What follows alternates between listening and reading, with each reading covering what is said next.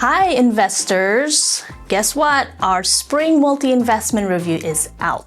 So if you're thinking about making some investment in apartment buildings in Seattle or in the Pacific Northwest, this would be a great tool for you to analyze the market. So the Seattle market is at such an interesting point right now. We kind of see it at an inflection point where we have these headwinds as it relates to economic recovery and the recovery of downtown, but then also pent-up demand for property and limits on new development that we think are going to be driving rent increases over the coming years.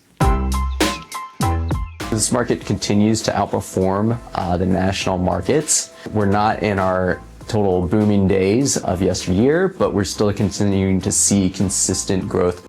Our rental growth over the past year has been somewhere around the 2% mark. Comparatively, the national average has been about 1%.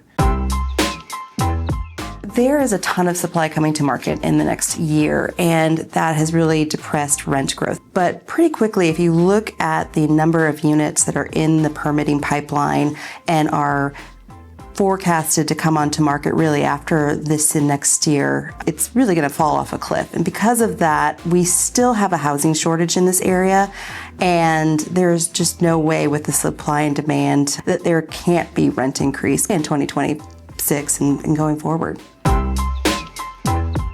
So here at Lee Associates, we are covering 3 counties: King, Pierce, and Snohomish. In the second half of 2024, total sales volume in the Tri-County area reached $2.19 billion, marking a 94% increase from the first half of the year. We believe this is due to investors returning to market after Treasury rates dropped in September 2024. The Tri-County price per unit averaged just over $264,000 in the second half of 2024, reflecting nearly a 3% decrease from the first half of the year. There has been a year-over-year basis of a decline in cost per unit, with King County experiencing the smallest decline in the 3 counties. In the second half of 2024, the price per square foot decreased by approximately 11%. Among the 3 counties, Snohomish saw the slight increase. The difficulties in the development world right now and all the different aspects that make those deals not pencil are really great for those in-place stabilized assets. You know, it is cheaper to buy a property than it is to replace it. Those properties are cash flowing from day one, which you are not on a development project.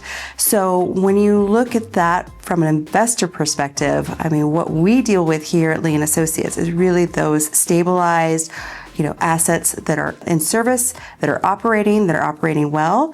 And I think that any investor that's interested in a product is going to be drawn to those stabilized assets. Well, we've been dealing with several different headwinds in the marketplace over the past, call it 18 to 24 months. Those I think a lot of us can name. A lot of it has to do with inflation and higher interest rates. The effect of those has definitely pushed down on pricing and values, certainly seen much more of a focus on in-place income and performance of properties rather than the hope or expectation for improved value add components. Looking forward to the second half of this year and early 26, we expect rent growth to continue to improve as units become absorbed, the demand for new housing remains, and the supply starts to tighten back up. So there's a lot to unpack in the spring 2025 investment review. We've got market oversights, forecasts, really great data. So really would encourage you to go to our website and have a look at the report and also our new listings coming out. Got some really nice inventory coming out here in the next few weeks. Thanks very much for tuning in, and we'll look forward to seeing you soon.